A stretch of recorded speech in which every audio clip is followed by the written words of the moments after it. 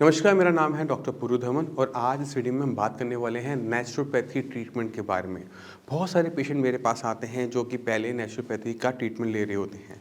तो जब हम उनसे पूछते हैं कि नेचुरोपैथी में आपसे क्या करवाया गया, तो वो हमें बताते हैं कि उनको ड्राई फ्रूट्स पे रखा गया, उनको वेजिटेबल्स पे रखा गया, उनको फ्रूट्स पे रखा गया। उनको क्या नहीं दिया गया, वो है अनाज, किसी भी टाइप का।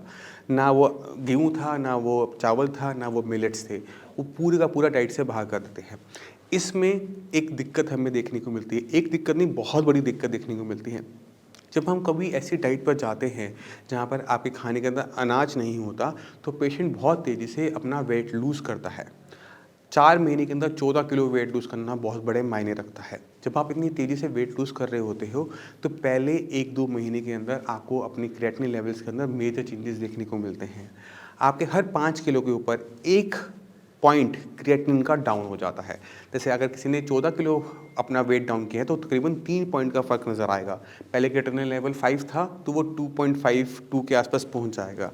बट दिक्कत क्या होती है कि ऐसी डाइट पे रहने की वजह से बॉडी में बहुत सारी डेफिशिएंसीज़ तैयार हो जाती हैं, बॉडी बहुत ज़्यादा वीक होनी शुरू हो जाती है। जब आपकी बॉडी बहुत ज़्यादा वीक होती है, तो उसके साथ आने वाली कॉम्प्लिकेशंस आ जाती हैं। मगर उससे पहले समझ लेते हैं कि ये क्रिएटिनिन डाउन कैसे हुआ।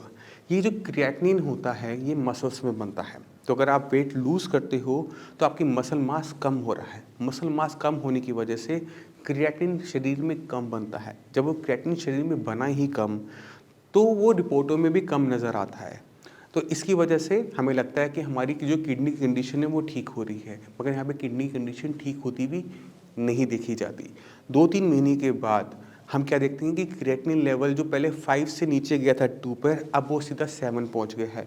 ऐसा इसलिए होता है क्योंकि जब आप अपनी बॉडी को ताकत नहीं दे रहे होते, खाना ढंग से नहीं खा रहे होते, बॉडी में एनर्जी नहीं होती, तो किडनी जो कि बॉडी का हिस्सा है, वो भी अपना काम कम करना शुरू कर देती है क्योंकि उसके पास खाना नहीं है। आपका हार्ट वीक होना शुरू हो जाता है क्योंकि अब खाना नहीं है। तो क्या देखते हैं कि जो क्रिएटिनिन डाउन हुआ था पहले वो बढ़ा, मगर अब साथ में क्या है कि बॉडी के अंदर प्रोटीन नहीं है जिसकी वजह से हीमोग्लोबिन नहीं बन पा रहा। इंजेक्शन लेने के बाद भी आपका हीमोग्लोबिन नहीं बन पा रहा, जबकि आप नेचुरोपैथी के अंदर बीट रूट का यूज़ कर रहे होते हो, बट फिर भी खून नहीं बन पा रहा। तो ये बहुत बड़ी कॉम्प्लिकेशंस लेकर आना शुरू कर देता है। पहले आपकी बॉडी में सिर्फ किडनी वीक थी, अब किडनी के साथ आपका हार्ट भी वीक है, आपके बाकी ऑर्गन भी वीक हैं, साथ में आपकी बॉडी में स्वेलिंग जैसी कॉम्प्लिकेशंस भी आनी शुरू हो गई। तो पहली चीज़ आप इस बात को समझो कि आपने अगर अपनी बॉडी को सही से चलाना है, तो आपको उसे एनर्जी देने की ज़रूरत है। अगर आपकी किडनी खराब भी हो रही है, तो बॉडी में सिर्फ एक ऑर्गन खराब हो रहा है, बाकी ऑर्गन्स ठीक हैं, उनको ठीक रखना ज़रूरी है। किडनी अगर पूरी खराब भी हो जाती तो भी हमारे पास दूसरा रास्ता डायलिसिस का होता है। मैं ये नहीं कह रहा कि आपको डायलिसिस करवाना है, बट एक रास्ता होता है। मगर अगर आपकी बॉडी में सारे ऑर्गन एक साथ खराब होने शुरू हो जाएंगे, तो हर चीज़ के लिए डायलिसिस नहीं होता, ऑपरेशन नहीं होता। तो हमने क्या ध्यान रखना है कि हमने बाकी की बॉडी के ऑर्गन्स को बिल्कुल परफेक्टली फाइन रखना होता है। किडनी खराब हो रही है, क्रिएटिनिन की वैल्यू बढ़ रही है, तो क्रिएटिनिन को कम करने के और भी बहुत सारे तरीके होते हैं। क्रिएटिनिन को डाउन करने के लिए अपनी बॉडी को वीक करने की कोई ज़रूरत नहीं होती। अगर आपने अपनी बॉडी में से क्रिएटिनिन को बाहर निकालना है, क्रिएटिनिन की वैल्यू को डाउन करना है, तो अपनी किडनी की फंक्शनिंग को बढ़ाओ। किडनी जितनी फंक्शन ज़्यादा करेगी, उतना ज़्यादा वो क्रिएटिनिन को बाहर निकालेगी, और जो कि सही रास्ता है। अगर आपने बॉडी वेट लूज़ कर भी लिया, मसल मास कम भी कर लिया, वो एक टेम्परेरी मेथड है, वो आपको परमानेंट आराम नहीं देगा।